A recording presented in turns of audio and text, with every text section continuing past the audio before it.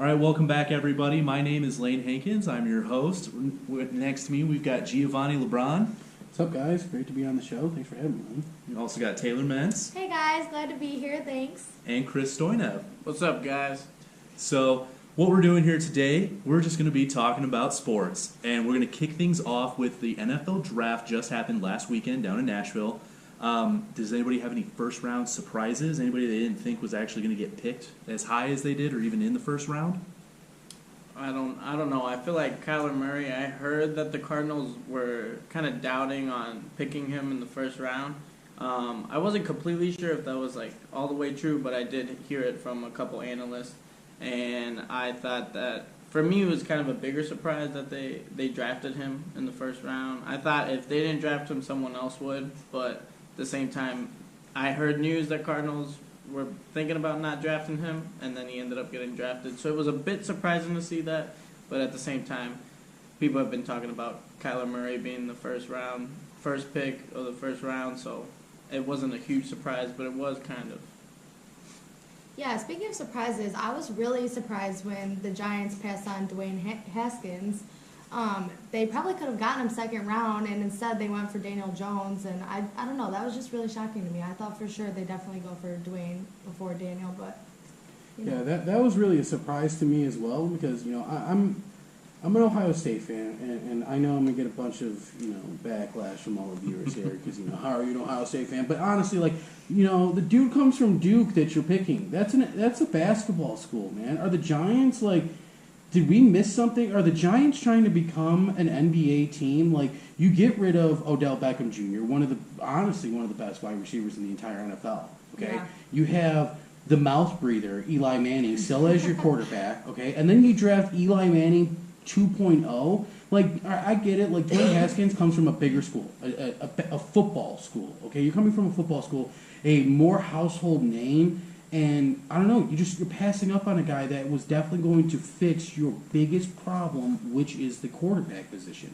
And you can't be getting rid of guys like Odell Beckham Jr. and not substitute him with a better quarterback who can complete those passes. Because now you got rid of the best wide receiver, and you still got another mouth breather coming in as quarterback.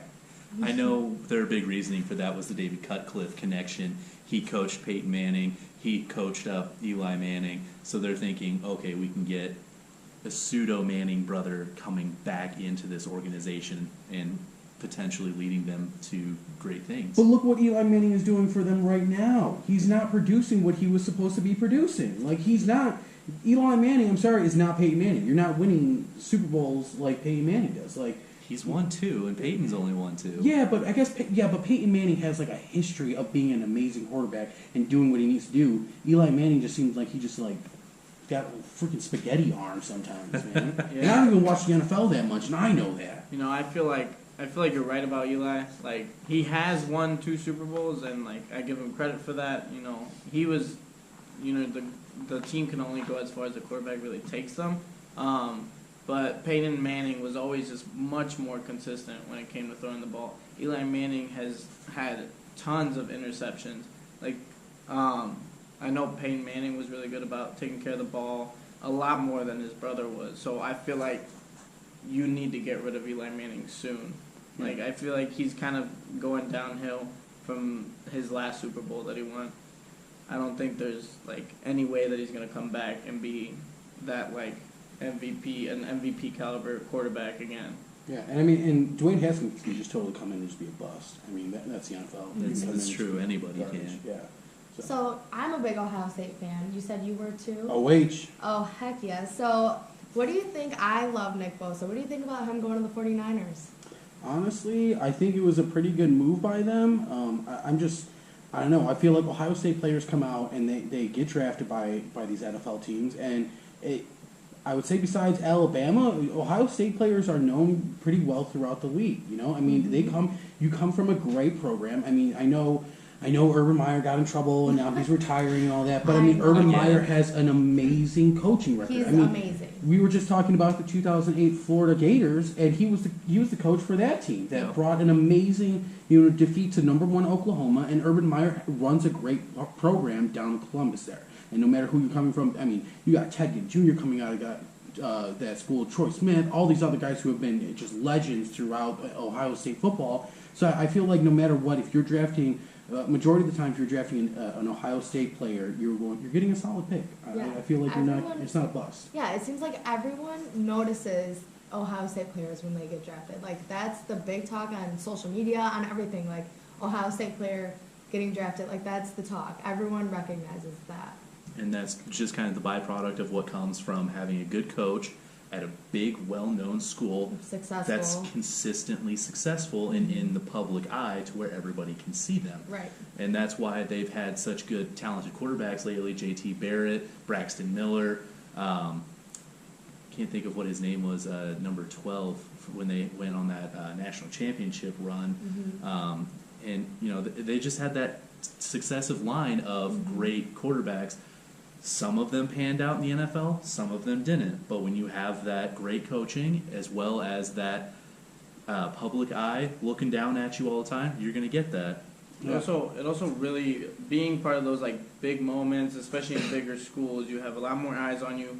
It really prepares you for the big stage. Once it comes down, NFL, NBA, really anything.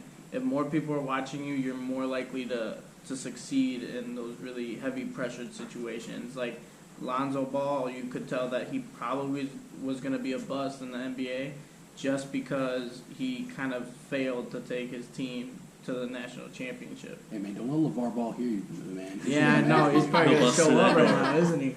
So we'll continue on here. Give me one guy who's going to be a day one starter. Doesn't have to be the first round. It could be out of any of the rounds. I'm going to start it off. I'm going to go with Ed Oliver out of Houston. Got drafted to the Buffalo Bills. He fills that void left by Kyle Williams, and he's really going to help solidify that defensive line that Buffalo's really started to be known for. Morgan Schwarzenegger here. My bad. Getting pre-qualified. That's my bad. I don't know what's going on with my computer today. No worries. So he's definitely going to fill that void. People loved Kyle Williams. Bills fan or not, he was just a classy guy. Ed Oliver's got a lot of expectations, but I think day one he's going to step in and be that guy at that position. Yeah, I don't know. I'm a huge Minnesota guy. I love the Vikings. I've been watching them since I was a kid. I love the purple and gold. But what I really think was really important for them was to get a center, because in the past the offensive line has been terrible. The center especially has always been an issue that the Vikings have had, and I think that Garrett Bradbury, he's coming in at the 18th pick, and I think that the Vikings really needed a new center, and I think that right off the bat they're going to have him start for the games. They're going to be right there day one. He's going to be right there in the middle, and I think he wasn't picked super early, but I think he's going to do a good job for them. I think that it's really what the Vikings needed to really, because their quarterback just gets sacked all the time. You got to protect that money that they put into Kirk Cousins. And exactly, Kirk Cousins, people give him they talk a lot about how he's inconsistent, how he can't really play, but I think that once he has a better offensive line, I think he'll have more time, more patience, and I think he'll feel more relaxed when it comes to throwing the ball.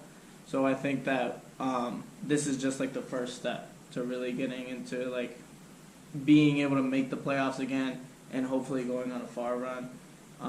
I just think they really need to get that offensive line checked out, and they're taking a step in the right direction. What about you, Giovanni? Who's your guy? I think I'm going to go with the obvious choice, and that's going to be Kyler Murray. I think him coming from the same program that Baker Mayfield comes from, and that guy is that guy's doing pretty solid in the league. And coming out as a Heisman Trophy winner, first round draft pick, I think he's really going to help out the Cardinals a lot. And even though Oklahoma beat Ohio State throughout through this year, and that was a pretty big loss for Ohio State. I just really feel like the way he plays and the way he moves out of the pocket and gets the ball out of his hand as quick as he does, and the knowledge that he has coming from the Oklahoma program, you just produced a Heisman Trophy first-round draft pick last year, and now you have another Heisman Trophy first-round draft pick the very next year. It's like Oklahoma is breeding quarterbacks to be great in the NFL. And mind you, like we've said earlier, this is the NFL. Anybody can be a bust at any time. Like, you can go out there game one and get hurt, and I hope that happens to nobody. But yeah, that guy, the way he played in college, I'm excited to see how he's going to handle in the NFL, and I think he's going to make an impact. Maybe not game one, but at least very very early on in that season. All right, Taylor, one name. Honestly, I was gonna say Kyler Murray as well. He seriously took the words right out of my mouth. Just the fact that he's a Heisman Trophy winner and he's been so successful with Oklahoma, and I think he has a lot to bring to the table for the Cardinals. I really do. I think he'll fit in perfectly. I think he's a team player. He knows what he's doing. He's obviously so athletic. If you're athletic, if you can do what he does, he's gonna be successful. All right, so anybody fall real hard in the draft that you can think of off the top of your heads? I know my number one guy was Drew Lock, the quarterback from Missouri, and he fell to the second round to the Denver Broncos. I thought that was a perfect fit for him, but I really believed he was a day one guy, and it was surprising to see a guy that talented slide to the second round. I think Dwayne Haskins. I think, I know it's only 9 slots and it's still in the first round, but the Giants just like royally just screwing that pick up. I mean, that guy, that's a quarterback that you really need to have. And I really thought, like, even from the beginning, I really thought he was going to be drafted higher. He was what, 15 in the draft. Like, I didn't expect that guy to come out 15. I thought at least top 10, and that was definitely going to be handled with the Giants, but I'm happy that he didn't go to the Giants. I don't want him to suffer there. So. I agree with you 100%. Like, I mentioned that earlier, and yeah, I'm still surprised about that one. I just feel like, I don't know, this year there was no real surprises to me. I feel like everyone kind of fell into the right spot, in my personal opinion, of course. But, like, other people you guys can have different opinions, I don't care. But for me, I just felt like there was no real surprises. Everything kind of just fell into place. But if I did have to pick one person, it's probably DeAndre Baker. Okay. I just feel like a lot of teams, like, there's only a few elite defenses, and it's usually because of the secondary. The cornerbacks really carry a lot of load.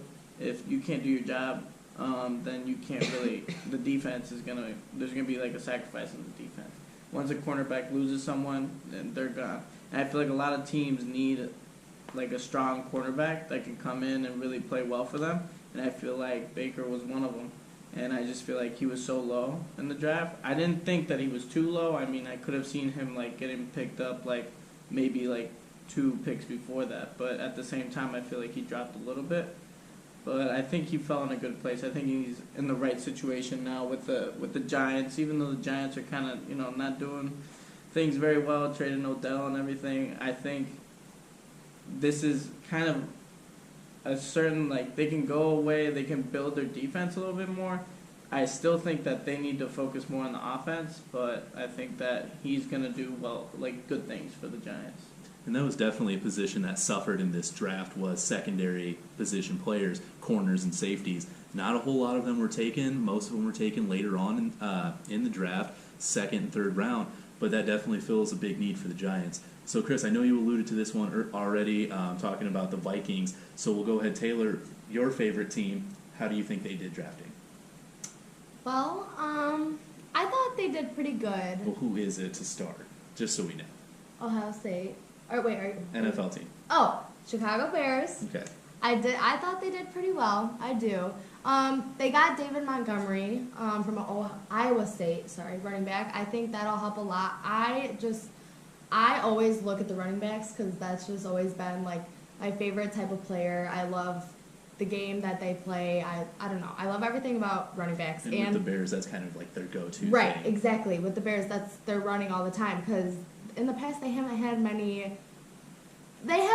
very successful paths with passing, so they always have to go with running. And getting a new running back like David Montgomery, I think, will definitely be a huge asset for them. So. And when Jay Cutler's got most of your passing records, that's probably not the greatest thing. Exactly. How about you, Giovanni? Who's your team and how'd they do? You know what? I'm not really an NFL team kind of guy. I kind of just casually follow the league. So honestly, like, I'm just excited to see where Ohio State players go and things like that. because I'm more of a college football player guy. But honestly, being a Chicago native and things like that, and watching the Bears, I just hope that they do better next year. So whoever they got in the draft, whoever you're gonna get, like whoever you're trading for as the offseason continues, like just bring the title back to Chicago, man.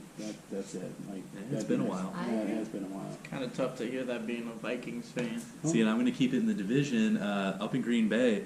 I didn't understand their draft philosophy this year. They took Rashawn Gary with their 12th pick. I thought he definitely would have been available later on in the first round, maybe even second round. So that one didn't necessarily make sense to me, especially having Montez Sweat still on the board. And I personally thought he was the better option if you wanted an edge rusher than them trading out of the 30th pick to move up into the late 20s just to take Darnell Savage, who I almost guarantee you would have been a second day or would have been available on the second day.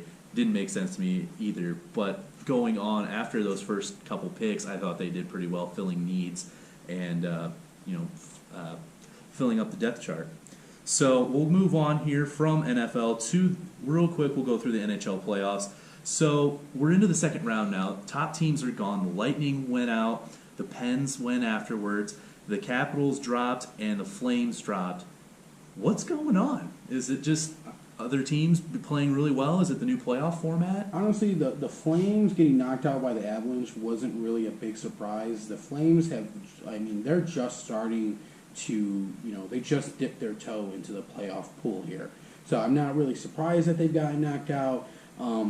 I'm more surprised about what was happening in the East. That, like you said, the Penguins are getting knocked out when you have a almost Hall of Fame squad with Sidney Crosby, Evgeny Malkin, all those guys, and you get knocked out by the Islanders. The Islanders, the Islanders have been bad. They got rid of guys this past offseason because they thought it was a rebuilding time, and now they're in the playoffs, which is good job for you guys. Especially getting rid of John Tavares to the Maple Leafs there, and then they get knocked out by the Bruins, which I was surprised about. With Austin Matthews and all those guys up there. But yeah, that East Coast is just a mess up. You have the Capitals, like you said, who just got knocked out, who won the Stanley Cup last year, and that just really seemed like a one and done type of team, which is fine. They've never won a Stanley Cup before that, but yeah, the East Coast I feel like is definitely more of a shocker in what's going on in the playoffs. And it's not like the Penguins really lost a close battle. They lost all the games. Yeah, They got The swept. Islanders, 4-0, they got to do a better job than that. It was very surprising to see. I'm not a big hockey guy, but when I saw, I've been keeping up a little bit on the playoffs, and sadly my Knights had to go. But it was just surprising to see that someone got swept this year, because I felt like the Penguins should have won this series going into it, and then they just ended up blowing up in their faces. They really just did not do a good enough job. So Taylor, is it just because it's playoff hockey? Something's in the ice. We got the beards going. Is it? I'm just upset the Blackhawks are nowhere to be found. I'm not gonna lie to you. I kind of stopped paying attention once they were out of it. Blackhawks are really the only thing I pay attention to in NHL. So from here on out, I could really just care less what goes on because I Fair just enough. wish our home team was still in it. That's all. Fair enough. So we'll go ahead and just real quick, Giovanni, who's going to make the finals and who's going to take home the cup? I think from the East Coast, I'm going to have to go. As sad as it is being a New York fan, Boston is probably going to make it from the East Coast, and I'm really rooting for the San Jose Sharks. If they can beat the Avalanche, that'd be pretty nice. Boston, San Jose, two different sides of the country, very far apart, which is going to make traveling very difficult. I think I'm going to go with my boy Bernsey from the Sharks, and I think the Sharks are going to take home the Stanley Cup. They struggled the last time when they played against the Penguins a few years ago, but I think that they've definitely put in a lot of work and accumulated some guys throughout the season and the past offseason that's going to help them give that push. So I'm going with the Sharks to take home the Cup. I agree with you on that one. I'm going with the Sharks out of the West as well. My East pick might surprise you a little bit. I like the way the Hurricanes are playing right now. I really thought you were going to go with the Blue Jackets, and I was just going to leave. No, I don't have that much faith in them. They won their first playoff series in their existence, and I think that's going to be good enough for them. I don't think they're going to make it that far. So And with a sweep too. with a sweep That's a of big- the number one overall team in the playoffs. Yeah, so put together a few wins a couple years ago. Now they sweep a Yep. first playoff. So I'm going with the surprise, and I'm going to take the Carolina Hurricanes in that one. But I think the Sharks will be able to knock them off in the final Stanley Cup Finals, probably about 6 games. How about you, Taylor? Do you even care at this point? Like you said, Blackhawks aren't in it.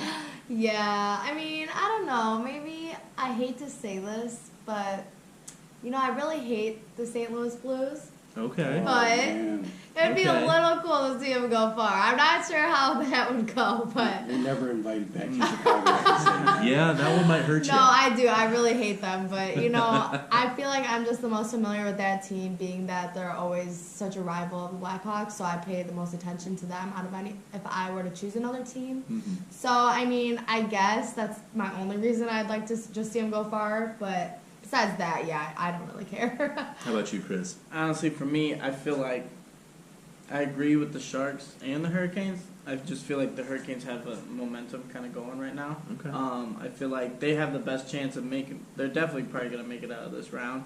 I think that they'll have a better chance going into the next round. I think that they'll have to play less games. To be honest, I feel like Back-to-back sweeps. yeah, I think so. Okay. Okay. They're on the way to 2-0 right now. But I think that they have kind of a momentum going 1, 2. I think they're gonna have to play less games, and 3. I just feel like they're the better team going in right now. I don't watch much hockey, but I think so.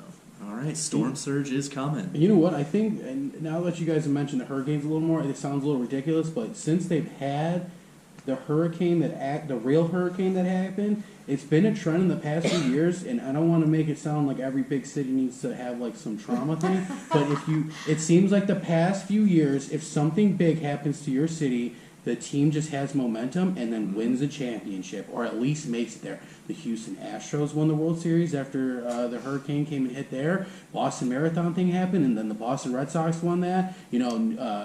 Boston Marathon happened, and the New England Patriots won that. So I mean, it's The just Saints and Hurricane Katrina. exactly. They do it for You the know, people. it's Yeah. like It's for the people. the fans give like a boost to the team, and I think that's awesome. And it's, you know what, honestly, it's good for whatever team because it gives morale to that city, and at a time that they need it. So if the Hurricanes win it, I'm not complaining. So All It's a right. good positive for a terrible thing. So Yeah. Very true. All right, so that's not the only playoffs happening right now. The NBA playoffs are in full swing. They're into the second round right now. Has anybody seen any surprises thus far, Chris? Oh yeah, I think for sure. Even though they got knocked out, the Clippers. That's were where I was a leaning as huge well. Surprise. That game where they came back from like 31 points. I don't even understand. Golden State Warriors had I think they're, even though Cousins was injured going into the season. If Cousins would have been healthy, I think they would have probably had about four or five All-Stars, and that's like a star-driven team. They've all have tons of experience, and honestly, I think once Cousins got injured, I kind of thought that the Clippers would eventually take a game. I didn't think it was going to be the game that Cousins got injured in, especially after seeing them down by 31. But I think that was amazing. I also think Portland has been kind of a surprise. Everyone thought OKC was going to go in and kind of take over and maybe make it to the Western Conference Finals, and I think that's been like one of the bigger surprises too. I think that would have been a good series if OKC and the Warriors made it, because that would have been like KD versus his old team Yeah. in the playoffs, even though he's been gone for a while. But Damian Lillard, man, dude, shut it down. That game-winning shot, Game 5 over Paul George. Ooh. And it was the top of he had 47 points at the time, and then that three just got him to that special 50. And honestly, I'm not giving him I'm giving him credit, of course. He took the shot. When I was watching it, I saw there's 10 seconds left, and it did not look like he was even going to try to drive. And I just kind of watched him, and I'm like, is he really going to shoot it from out there? And as soon as he shot it, I yelled, "Logo Lillard" in my room. And then it drained in there. And I was like, oh my God, that actually happened. Now, I was I was more of a fan of OKC going in. I wanted them to win, but Damian Lillard had something to prove because last year they got swept. And I think that once that went in, I was like, you know what? Right now, he's probably the better player in the playoffs. I thought that performance was better than Kevin Durant's 50-point performance, and I think that Damian Lillard, even though they lost the first game to the Nuggets, I think that they will battle, and hopefully, I'm hoping that they'll make it to the Western Conference Finals and even the NBA Finals, because I think they'll be a great team to watch. Are you a big NBA fan, Taylor? I know a little bit here and there, but I will say I was pretty surprised in the East, the Celtics sweeping on Indiana. I thought that was pretty big time. I know that they were a little bit shorthanded on Indiana's side, but I think that's just what they need going into the Milwaukee Bucks next round. I think that'll definitely give them a lot of momentum to do great things, and we'll see if that helps out after a nice sweep. Yeah, I think the Pacers losing Victor Oladipo earlier in the season definitely hurt their chances of Yeah. extending that series. Yeah, I agree. But as we continue here, who can knock off the Warriors? Whether it be in the Western Conference playoffs or in the title game, Giovanni? I don't know. I think that the Rockets, I know that they're down right now 2-0 to the Rockets, but I don't know. I think Howard's going to just come in and just do great. I think the Rockets still have a chance to turn this series around. I mean, again, 2-0, but I mean, you're going to have to. I don't think if the Warriors make it onto the next round, I don't think Portland or the Denver Nuggets have a chance to beat them. I think at that point, they already swept. Did they sweep the team before? No, they beat the Clippers 4-2. So, you're struggling a little bit. You extended that series a little bit longer. I think if they're going to lose in the Western Conference Finals, the Rockets need to take this to a Game 7 to really wear that team out, even though it seems like it's impossible to wear out the Golden State Warriors. I mean, they've been in how many NBA playoffs year after year, and extending that NBA season, I mean, that's an extra month and a half every single season to play, these NBA playoffs, and that's for any sport. You're extending your season pretty far, but, I think maybe Milwaukee has a chance if they make it to the NBA Finals. I think maybe the Sixers might have a chance if they're able to beat Toronto. But yeah, the Golden State Warriors are almost like a WWE superstar team where you're getting Very everybody true. in big squads, and it's at the point, as a person who doesn't even follow the NBA that much, it doesn't even make me want to get into the NBA because it's like, well, who's going to make it? The Golden State Warriors. And I get that, like, I'm a Yankee fan, so it's like, the Yankees are kind of the same thing, but they haven't been to a World Series in 10 years. So it's like, it's not the same anymore. It's not like the 80s and 90s. Nobody, it's cool seeing a team make it back, 2, maybe 3 years in a row, but after that, it's like, can we switch it up a little bit? Like, can we maybe do like a lottery pick to who gets into the finals? I don't know who's going to beat the Warriors, but it's like they have some magical crystal ball that they know what's going on. They have like Bran Stark on their team or something. I know exactly what you mean. Like, it does get annoying, but for some reason, like I say that, but for some reason, every time I watch, I find myself cheering for them. I do. Like, I know so many people are like, oh, like, just beat the Warriors, but I'm a big Steph Curry fan. I like him a lot. And, like, I don't know, whenever it comes down to the finals and they're playing, I'm just like, I always am cheering for them. And I don't know what it is, but I think just the fact that so many big named guys are on the team and, like, I just know them because they're all over everything. Like, that's just why I root for them. I never know as many players on another team as I do on the Warriors. And I know it's because they're good and they have all the best players, but I don't know, I kind of think that's kind of cool. I don't know. Chris, I see you've got the Raptors hat on. Are they going to be the team to knock off Golden State? Honestly, I think Portland, if they move on, I think Portland has a chance to take it to 7. I think right now the Rockets have a good chance of taking it to 7. I don't think anyone in the West can beat them, though. I feel like they're just too stacked compared to the Western Conference teams. Honestly, if you really look at it, there's no real big 3 in the Western Conference other than them. And for them, it was like a big 5. Now it's a big 4 with Cousins' injury.